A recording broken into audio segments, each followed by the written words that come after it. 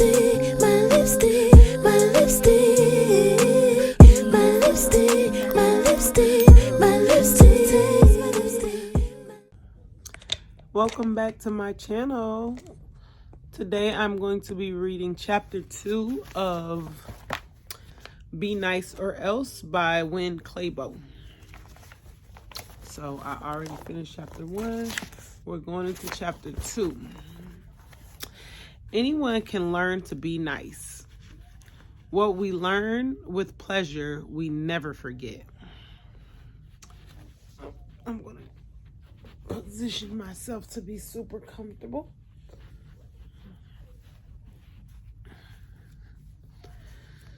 For years, I had the honor of traveling on the hair show circuit with a beautiful woman named Claybough, then artistic director of the Paul Mitchell hair care line.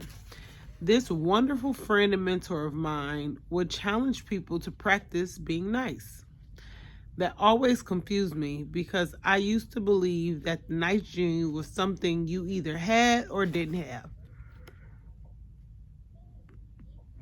It never occurred to me that you have to practice, that you have to consciously decide to learn and develop the necessary skills. I learned from John that being nice is not a physical trait passed on from your parents. It's not in your genes. It's not the same as being born with the heredity for growing 6 feet tall. You aren't coded to be mean or to be nice. You can't get away with saying, I'm just not nice. I was born that way, and there's nothing I can do about it. Being nice is something you learn. It's something you study. You have to practice for the rest of your life, and you will never graduate. To be a brilliant pianist, you have to practice. To be in shape, you have to exercise regularly. You can't read one book or attend one seminar and think, that's all I have to do. That would be like going to aerobics one time and declaring I'm fit for life. If wanted to be a brilliant hairdresser like Claybough, you wouldn't just pick up scissors and go knock on a door of a salon and get the job. You'd first have to enter a classroom and learn from the experts. If you wanted to be a doctor, you'd first have to enter a classroom and study a curriculum.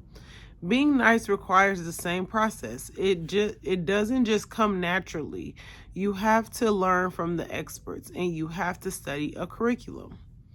Being nice is an ongoing, lifelong course. You never get to stop learning and what it means and what it takes to be nice. But it's well worth the effort because being nice can bring you rewards you never imagined. So, how do you learn to be nice? Keep reading because that's what this chapter is all about. Being nice brings happiness. For my entire life, being happy has never come naturally to me.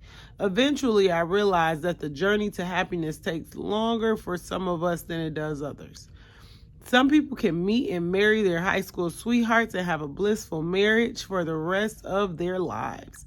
My mom and dad were 16 and 18 years old when they got married. They lived happily ever after for 71 years until my father passed away in June 2014. Unfortunately, some of us have to date a couple frogs along the way before we find Prince or Princess charming. Happiness seems to come naturally to some people, but not to me. And that used to really upset me. I used to think I've read enough books and I've been in enough seminars on happiness and self-esteem.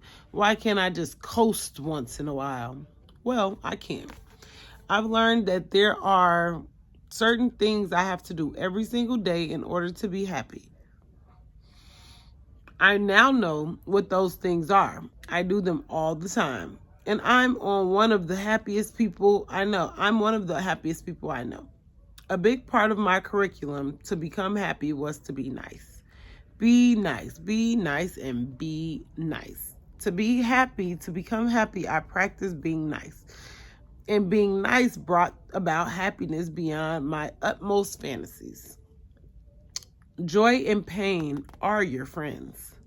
There are two emotions that motivate people. One is joy and the other is pain. You do something because you believe it will bring you joy, or you avoid it because you believe it will be painful, or because you find yourself in pain and are motivated to do whatever it takes to get out of pain. This is a very simple principle taught beautifully and effectively by mentors all over the world. Why is this concept so important?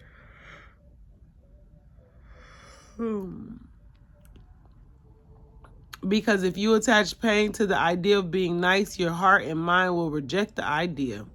If you believe that being nice will be painful because it means giving away your power or letting people walk all over you, you'll reject any nudge to being a nice person. Similarly, if you attach joy to being nasty and mean because you believe those behaviors show your power, your humor, and your take control strength, then this entire book will seem juvenile and unimportant. To begin your Be Nice journey, here's what you got to do. You must attach joy to being nice. You must believe that being nice will ultimately help you what you want and need, get you what you want and need. If you don't believe it, at least believe that I believe it. You must start to see how your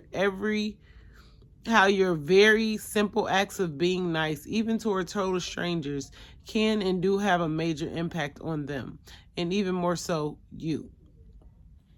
You must start to experience the joy of letting people just be. See how much easier it is to let certain things go and make certain issues non-issues. Eventually, you'll start to see how much pain, energy, work are involved in taking the opposite approach. This book is probably not the first time you've read that statement, that life is a choice.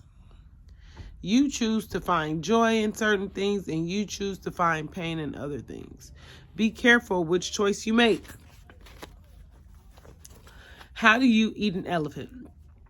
How do you start to believe all this? How do these simple ideas become second nature, comfortable habits, and a joyful way of life?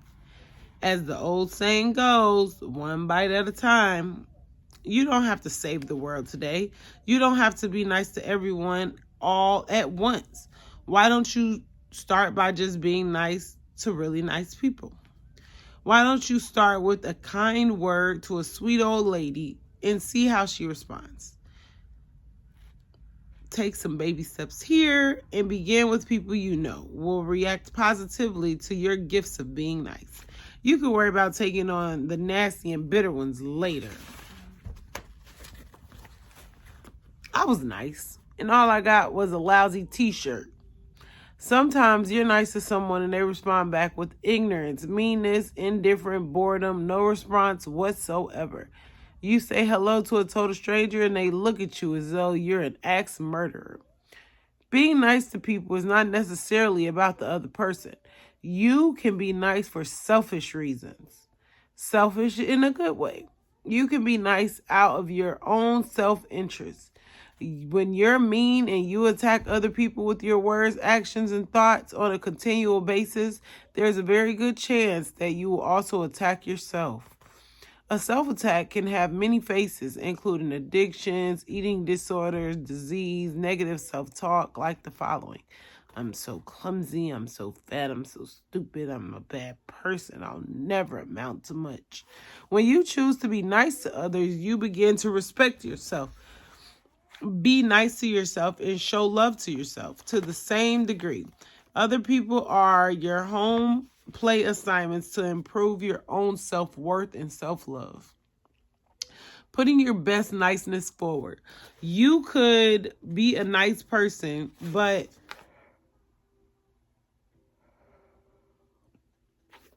if you don't let people see, know, and believe that you're nice, their perception might be that you're not. You have to learn how to market your niceness. Why do I have to go out of my way to let people know that I'm nice? Can't I just be who I am and express myself freely? If they can't see that I'm a nice person, that's their problem. In so many areas of life, most of us try to put our best foot forward. We market ourselves so people will want to get to know us better. A woman may be beautiful on the inside, but she'll put on makeup every day to make herself look more beautiful on the outside. Why? So people will look at her, want to get to know her, and eventually see her inner beauty. A man may have a loud voice, which may be perceived as a meanness. To counteract that perception, he may disguise his voice or purposely speak more softly so people aren't offended by his loudness and will eventually get to know him and see that he's a nice person. Another person might be well-read, well-educated, well-traveled, and with a great deal of insight and experience about all sorts of topics and interests. A conversation with that person could prove to be fascinating, entertaining, and enlightening. But unless that person is first perceived as nice, that same conversation could be perceived as overbearing, insensitive, nonstop dialogue and chatter. For some reason, when you know people are nice, you become much more interested in what they have to say. You go through life studying a variety of curriculums, art, history, language, hobbies, sport, astrology, and so on. If you're mean and an expert in anything, not too many people will care about what you know. But if you're lifelong student of the curriculum of being nice, your knowledge in other subjects become alluring. Put your niceness before and above everything else, and all of a sudden you become a fascinating individual whom others want to get to know. Be a nice master. Being nice requires you to become a nice master, which requires a full range of emotions. Why? Simply because if you want to have an overall reputation among any and all types of people for being nice, you'll need to relate to any and all type of people. Since human beings have a full range of emotions, you'll need a full range of emotions and a myriad of ways for dealing with and relating to them. How can you be perceived as a nice person to someone who loves to laugh if you rarely experience laughter yourself? How can you relate to a person who feels emotionally deeply if you rarely experience emotions deeply yourself? For me, a wonderfully full day is when I experience it all. Laughter, sadness, caring, vulnerability, adventure, and a good cry. To me, that all happens in just one episode of Golden Girls. When it comes to mastering something in life, including being nice, there are no quick fixes. As I shared over and over again, being nice is a lifelong study and practice.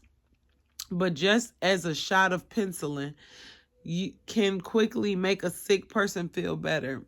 Oh, penicillin. But just as a shot of penicillin can quickly make a sick person feel better, a shot of any of the following practices can help you feel better and place you on your path to becoming nice.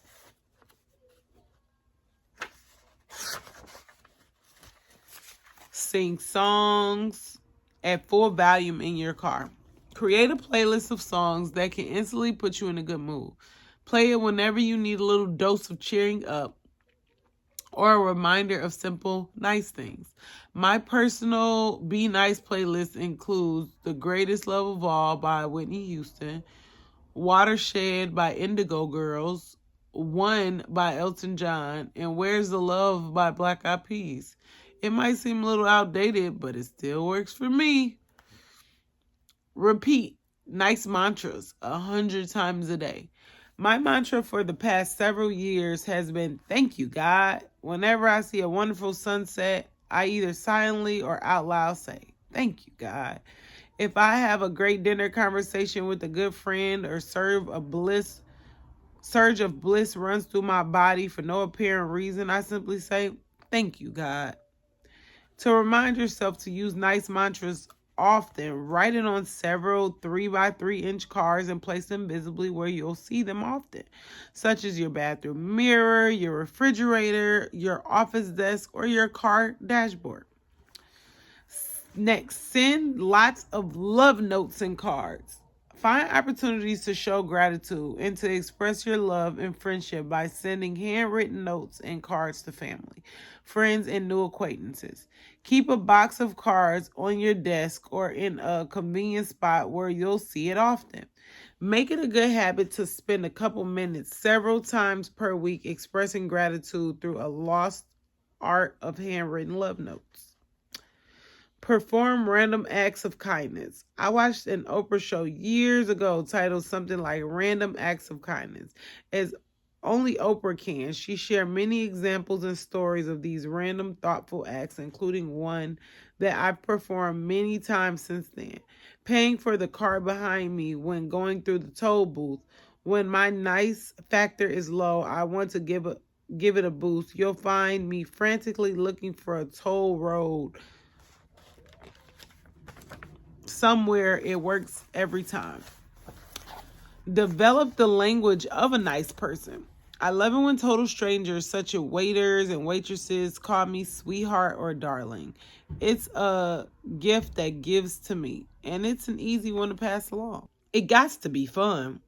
Why do you think that the process of improving ourselves in any area is supposed to be a chore? For example, we make New Year's resolutions and begrudgingly claim, I have to lose weight. If it's drudgery, well, we will stick with it. No, it's got to be fun. If I'm not having fun with something, I'm the type of person who won't do it much longer. I'm not saying I won't do it for another year. If it's something isn't fun, I won't do it for another day. How do you make things fun? Follow these steps. Find mentors and guru for the area you want to improve.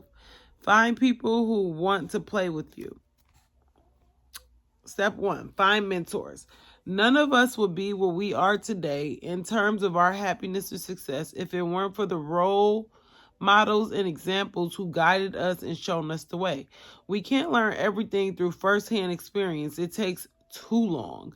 And the pain and sacrifice to learn every lesson would be too great. A wise person learns from other people's experiences. We call those people mentors. For the most part, mentors are people who achieved a bit of success in their own life, financial or otherwise. They've usually had to overcome certain obstacles and hardships. It's because of those hardships, in fact, that they overcame them, that they have something to share and that we want to listen. We're inspired when we see someone who's overcome the same hardships we struggle with. They give us hope. When it comes to mentors, masters, and artists, I don't believe that God plays favorites. I don't believe God gives them more potential to one person than another. Believing that gives me hope because I tell myself, if they did it, so can I. I also don't believe that one mentor could encompass all talents and all wisdom in the areas we need to learn about in order to achieve balance and happiness in our lives. We need different mentors for different lessons. In interviewing people for my master's audio club program, I've recorded some amazing histories and stories. Trevor Sorbet, one of the world's leading hairdressers, told us that after receiving the British Hairdresser of the Year award for the second time, he ended up in the hospital with severe depression and truly believed he'd never work again. Somehow he overcame that, went on to build an empire, and have received the same award 2 more times. Now, for me, that was inspiring because I've always had to work hard on my own happiness. If he can do it, then I can do it too. Jean Bra, whom you met in the beginning of this chapter, told us in her Master Audio Club interview that she was so poor as a single mother working in a Montana salon that she had to take in sewing at night just to make ends meet. When she wanted to meet hair care pioneer Paul Mitchell, she actually took out a loan on her sewing machine to buy a plane ticket to hear him speak. She is now a beautiful, successful, and legendary hairdresser. Joe L. Dudley Sr., president of Dudley Products, told us in his master's interview that at the age of 5, he was labeled mentally retarded. It wasn't until years later when his girlfriend told him she wouldn't marry him because she didn't want to have stupid children. Then he finally decided to get an education. He went on to earn a PhD, has met with three sitting presidents, including Nelson Mandela, then President of South Africa, and now one of the larger manufacturers and distributors in ethnic hair care products in the world. Van Council, owner of Van Michael Salons, a successful salon chain based in Atlanta, Georgia, has had a speech impediment his whole life. Coupled with his southern accent, nobody could understand what he was saying. They all thought he was foreign. He decided to use that to his advantage, figuring that the foreigner could charge 100 or more for his haircuts. He would charge 150, and his Atlanta-based salons became one of the most respected and profitable in the country. As you can see, I look to mentors within my own industry because this helps me with my business, both financially and to stay in love with my industry. I also look to mentors outside my industry, to people I know personally and those I've never met. Diagnosed with cancer, best-selling author Louise Hay decided to put her money where her mouth was. She's written about mental health patterns, and she firmly believed that mental healing worked. She took responsibility for her own healing, reading about and studying every alternative therapy she could find. She applied many of them to her own care. 6 months after her original diagnosis, she was declared cancer-free. At age 16, Angie Craner survived a terrible car accident that left her paralyzed from the waist down. One night, while laying in the hospital bed, Angie realized she had no choice to make: get bitter or get better. To follow her dream of becoming a hairdresser, Angie moved from Idaho to Utah to attend my school. She lived by herself, went to physical therapy every morning, worked a full-time job every day, and then attended night school for 4 nights a week. She managed a full clientele, shampooed her own clients, became one of the top students in retail sales. She entered and won school and nationwide contests, graduated early because of her perfect attendance, and she was always in a great mood. Once I asked her, Angie, don't you ever get depressed? She said, I tried it once, didn't like it very much. Angie chose to get better and has been a wonderful mentor to me and to thousands of others by preaching things like, if your dream is big enough, the facts won't matter. Always remember that you can do anything you want, no matter how big the obstacles may appear. The accident wasn't a bad thing. It was just a difficult thing that had made my life better. I hate to admit this, but sometimes something as trivial as a belly ache can make me want to clear a spot and throw myself a pity party. And I know I'm not alone. Some people can break a nail and make sure everyone in the 1 mile radius suffers right along with them. Angie teaches us all that life is a choice. I often repeat her bitter or better mantra, especially when I'm having a bad day or even a bad minute. Come on, Winn, bitter or better, bitter or better. Maybe something happened to you in the past, like you had an argument with someone yesterday, or you went through a nasty divorce, or a friend stole money from you, or you got fired from a job that you loved 5 years ago. Maybe you choose bitter and you've been carrying that bitterness all this time. Have you ever stopped to think about what it might do to your health, your relationships, your self-esteem? Do people want to be around someone like that? Listen, we all have a woe is me story about bad things that have happened to us, how they keep us from being happy and successful. Your story may not be as extreme as Angie's story, but it's meaningful to you. The good news is that whatever happened to you back then does not have to equal who you are today. It certainly does not determine who you can be tomorrow. Sometimes you can use those not so good things to make you a better person, more passionate, more focused. But if you insist on choosing bitter, not only are you showing your own brilliance and potential, but you're also not there for yourself. And you're not available for other people either. I mean, who better to counsel an alcoholic than a recovering alcoholic? Who better to have a soft place in their heart for abused children than someone who has been abused? Those experiences can give us the sensitivity to understand what other people are going through. They can give us the passion and knowledge to choose to live a better life. The choice is yours. Will today be the day where you finally say, I've been living with this bitterness for the last 10 years and I don't want to live that way anymore? Today I choose better. And by the way, you don't need to know exactly what steps to take. You only need to be willing. If there's an intelligence that can turn into an embryo, into a baby, and turn a seed into a flower, I bet the same intelligence can help you move from bitter to better. Just send out the message, the prayer or the mantra, whatever you want to call it, and say, I don't want to feel this way anymore. I'm willing to feel something different. It's my great wish that you get so bored with your old story that the only time you tell it from now on is to help other people get over their stories and choose better as well. Send out that message today and today can be a better day for you. Choose nice mentors. As you can see, I have many nice mentors because it felt natural for me to seek them out. Even as a child, I loved characters in the movie who did nice things. Julie Andrews' character in The Sound of Music comes to mind, as well as Mary Poppins, also played by Julia Andrews. Maybe I just like Julia Andrews. We're all drawn to certain heroes, celebrities, supermodels, and sports figures who amplify out our different hobbies and interests. If you're not naturally drawn to nice mentors, you'll need to find and choose some. You wouldn't choose a mean, abusive, law-breaking sports jock to be a spiritual mentor, and you shouldn't choose anyone but nice people to be your nice mentors.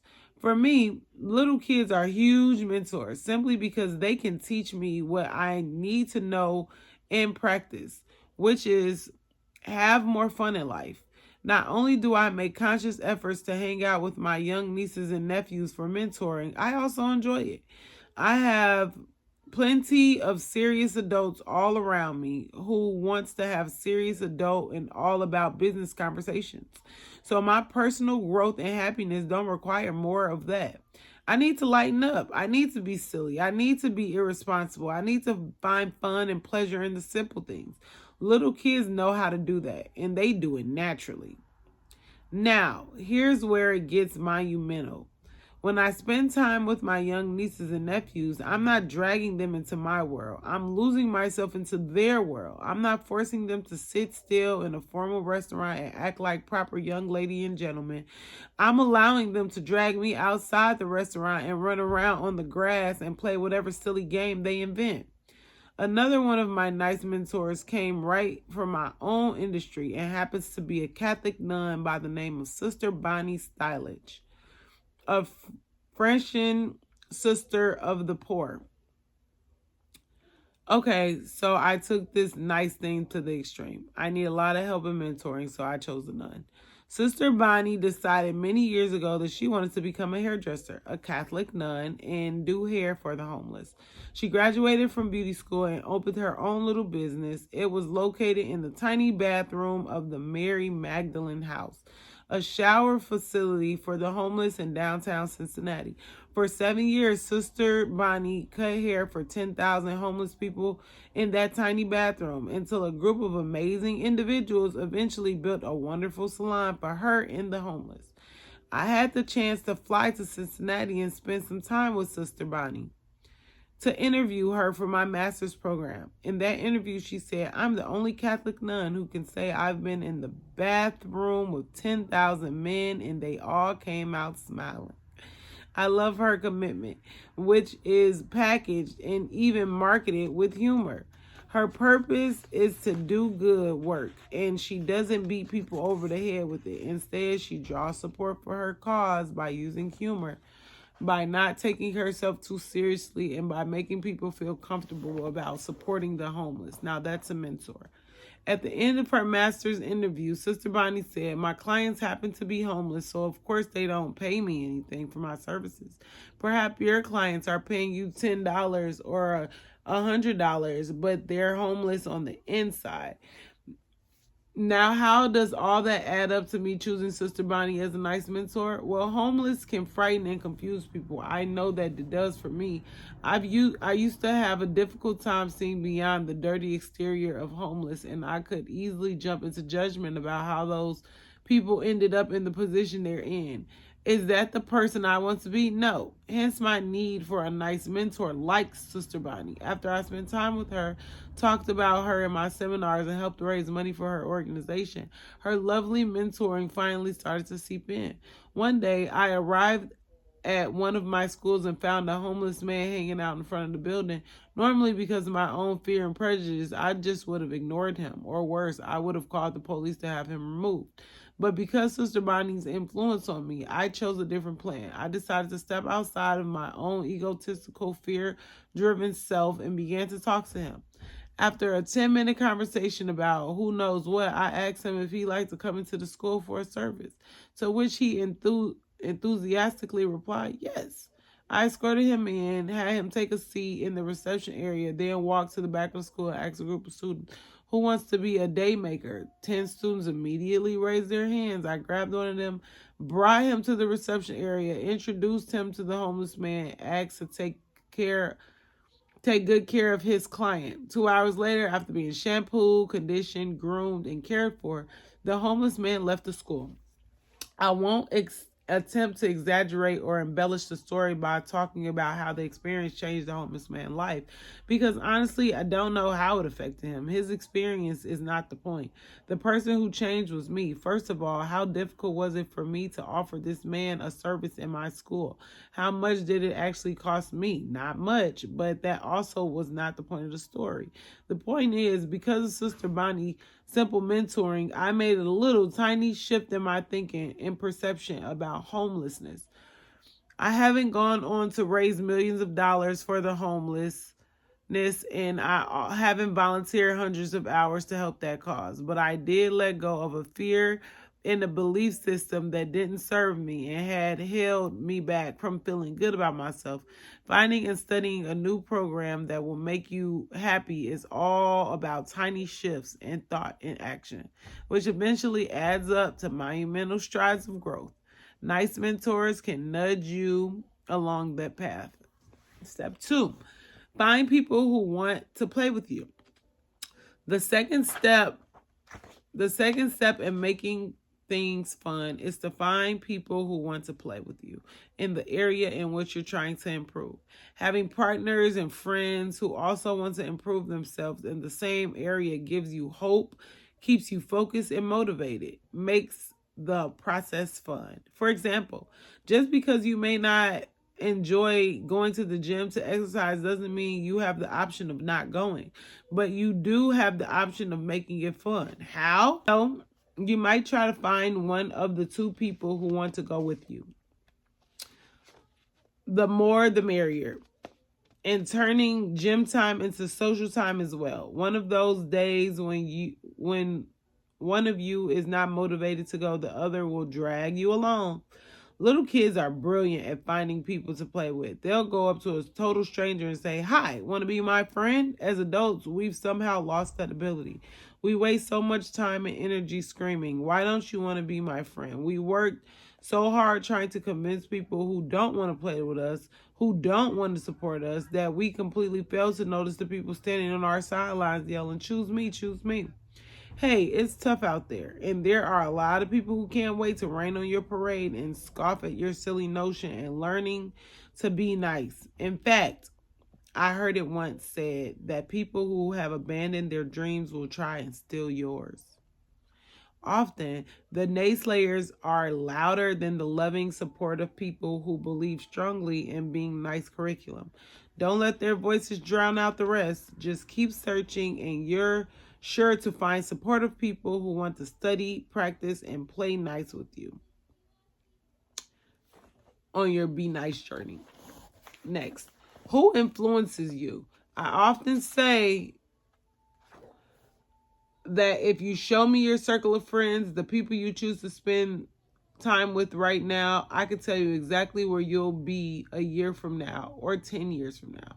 based on the people who influence you today. I could tell how much money will be in your bank account, how your marriage will look, how much self-esteem you'll have. A friend of mine used to say that she always dated losers because she attracted losers. I finally pointed out the problem is not that you attract these losers. The problem is that you give them your phone number. In other words, there will always be all kinds of people in the world, but if you don't have to date them, socialize with them, be their friend, or act the way they act, those choices are up to you. Be clear and deliberate about who influences you. As you attempt to find people who want to play with you, please remember the philosophy of SW. It stands for someone will, someone won't, so what? Perhaps there are people in your life who don't want to go to the gym with you, or who don't want to do volunteer work. They say they don't want to go to a seminar or enroll in a course because they already know it all.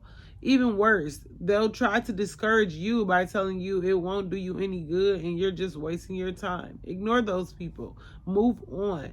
Find someone who will go with you and excited about it.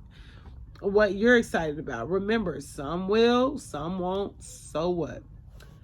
You attract what you value. One of my most favorite movies was Field of Dreams. Its main line in the message was, build it and they will come. If you want to live your life filled with the kind, nice people, then build a life that will attract these type of people. If you've chosen to divorce yourself from negative garbage programming and have instead chosen the value of positive, nice people, then that's who you'll attract. People who are bitter, mean, judgmental, don't even know I exist. It never fails that on a plane, I get seated next to the nicest people. I once landed at the Chicago airport and was waiting for a taxi in very cold weather. Because I used to sell audio tapes at my seminars, I was traveling with 2 large boxes of tapes, along with very large suitcase. After standing in a taxi line for over 45 minutes, cold and tired, it was finally my turn. Believe it or not, 2 taxi drivers pulled up, opened their trunks, took one look at my load, and turned me down. I was furious. Finally, a 3rd taxi pulled up. The driver jumped right out, happily loaded my 3 big pieces into his trunk, opened the door for me to jump in, and away we sped toward my hotel. During the drive, my thoughts were still stuck back at the cold curb, upset about the first 2 drivers. Somehow, the kindness of my driver voice pierced through my pity party of anger, and I began hearing about his lovely family, his native country, and his plans to move to Boston to study medicine. He asked if I'd ever been to Boston, to which I replied that I had and that it was one of my favorite cities. He then asked, are people nice in Boston? Right then, I realized what happened to me back in the cold airport curb. Waiting for this 3rd taxi to come along, I'd been turned down by 2 drivers who perhaps weren't nice people, so that I could have a gift of this very nice man. With a boy am I silly grin on my face, I replied to the driver, yes, there are lots of nice people in Boston, and you'll attract them all. I truly believe that we attract what we value and focus upon. If you value and invest in people because of certain traits and qualities, then you very well could attract people who possess the trait and quality. If you value looks, wealth, power, celebrity over being nice, then be prepared to attract people who have those attributes but not be nice.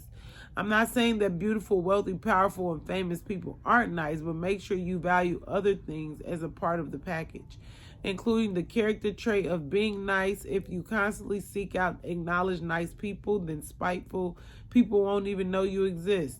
I'm thinking that those 2 taxi drivers who turned me down hadn't even seen me standing on the cold curb, and that turned out to be a good thing. Be approachable. As part of my own curriculum and practice to be nice, whenever I traveled and was running through the airport, after airport, I used to wear a t-shirt that said, Whatever the question, love is the answer. I wore that t-shirt because it's a message that made people feel like they had permission to approach me. They assumed that only a nice guy would wear a shirt like that, and they felt comfortable smiling at me or even chatting with me. I loved it because even though I was on the road alone, I felt as though I made many connections with some very nice people.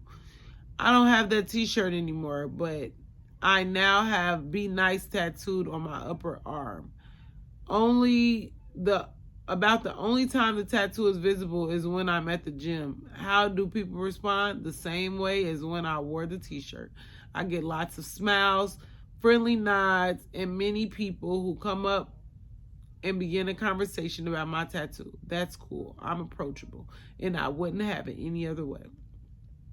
I need a lot of nice people in my life to remind me to be nice, and being approachable is one of the ways to make sure that I find them.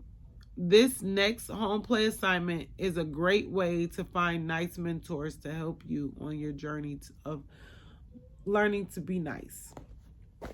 Your home play assignment. Who are your nice mentors? My parents were happily, romantically married for over 71 years. They're my mentors. If they could maintain a long-term happy relationship, so can I. They're not rich, they're not famous, but they're my mentors. Who are yours? If you haven't already identified your mentors, or if you'd like to add your list, here's a home play assignment to make it easy. I challenge you to find your mentors, not just for business, but for every area of your life. Find mentors for your growth, your physical growth, your creative development, your business progress, your emotional maturity, and so on. Make a list of the family members, friends, and acquaintances who make you laugh, make you feel humble, make you feel grateful, make you feel thoughtful, pensive, reflective, make you feel and act silly or childlike. The people you've listed will become your mentors to help you develop your full range of emotions. Hang out with them, study them, watch them closely with the inquisitive and curious mind. Mirror their emotions and actions, even if it feels unnatural and silly to do so. Let them take lead in deciding where you'll eat dinner or how you'll spend the day. You already know plenty about you, so for now, put you aside as the main topic of conversation. Ask these newfound mentors questions about themselves and their feelings. After all, what's everyone's favorite subject? Themselves. Ask your nice mentors questions about what you observe, experience while you're with them. People love to talk about their feelings, their beliefs, their opinions, and insights, and their description of the meaning of life. As you learn how to ask great questions, you'll receive great answers and therefore great insights. You'll begin to experience something different from those experiences. You begin to create different actions, new and different habits, and a better character of personality. You become multifaceted or multi-faced, and that, my friend, makes you more interesting, attractive, and approachable. We have concluded chapter 2, and we will read chapter 3 tomorrow, page 39. Thanks for listening, you guys, or thanks for watching. Thanks for reading along with me, and thanks for holding me accountable. So I'm going to continue to read for 30 minutes to an hour every day or every other day for the year of 2025. If you guys would like to see me talk about anything else, then just leave a comment, and that's what we're going to do, is continue to talk about different things. But until then, I'm just going to continue to read my books for 30 minutes to an hour so I can begin to be consistent and learn. Have a good one.